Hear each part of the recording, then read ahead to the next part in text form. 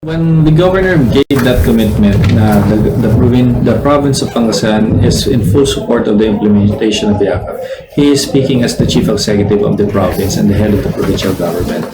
So kung maalala po ninyo, ang lalawigan po ng Pangasinan in the past few years, ang pioneer, ang naging standard ng implementation ng PhilHealth Consulta Program sa buong bansa. Tayo po yung number one implementer, tayo po yung ginawang model at basis ng PhilHealth sa implementation ng Consulta.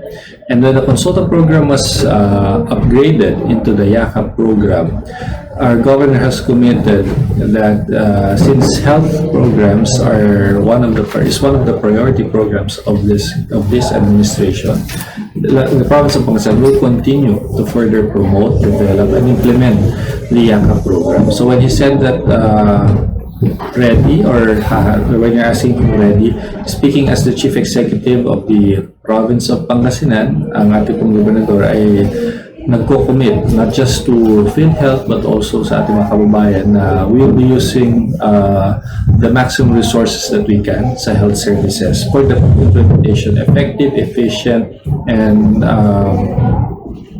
as much as possible all-reaching services of the YAKAP program.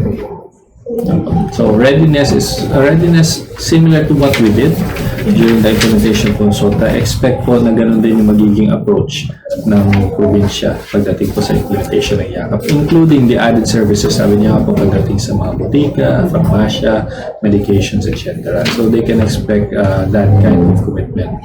I think the governor has mentioned this several times na sa annual budget alone ng lalawigan, we're already committing 20% of our annual budget every time to health.